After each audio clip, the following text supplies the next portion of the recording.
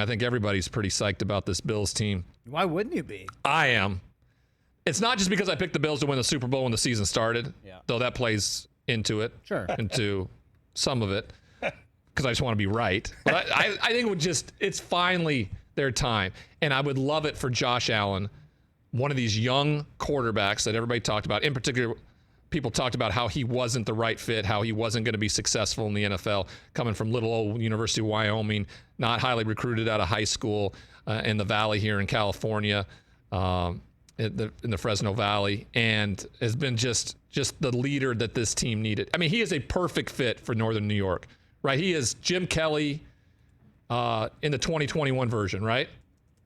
The way he leads, his mentality, his work ethic, his arm strength, and then what he adds to the table now is what he can do with his feet. And I think there was a time at the end of this season where Brian Daboll wasn't getting the production he needed out of the running game, and he started utilizing Josh Allen. And he was just like, "Hey, we're gonna put this on film. We're gonna showcase what you can do. This is how we're gonna win these games late in the season to hold." And it was a risky proposition because guess what? That's your $250 million guy. Yeah. He goes down. It doesn't matter, you know. You got Mitch Trubisky is a very capable backup. Everybody, he's not going to win you the AFC Championship against the likes of Joe Burrow and Patrick Mahomes. It's just not happening. What you got is the guy now in Northern New York.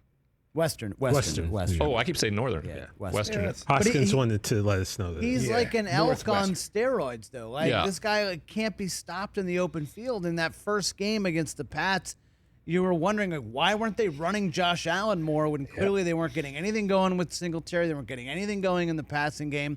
That's one thing they could have used, and I think they really learned from that loss. And you saw it to finish the year. They were just unstoppable. And what has that done?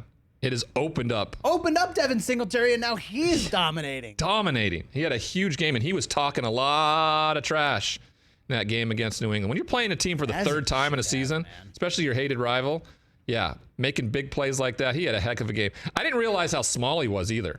Him standing next to those offensive linemen, and especially Josh Allen. Yeah, Josh Allen's your size. Yeah. You know what I mean? Like, everyone looks small when you're standing next to that. But boy, can he play. And then you add Zach Moss around the goal line. That's a guy that I really thought was going to be a difference maker for this team. And I still think that. I think that ultimately Zach Moss, the running back, second-year player out of Utah, is really going to be a difference maker when you get into the playoffs. Maybe a big carry. And when you have Gabriel Davis and some of these secondary pass catchers making plays, it's just...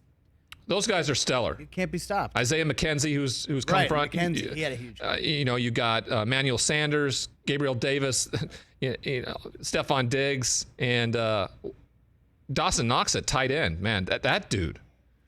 Can you imagine the Ole Miss squad with Dawson Knox, Metcalf, and A.J. Brown? And A.J. Brown, and they didn't win anything?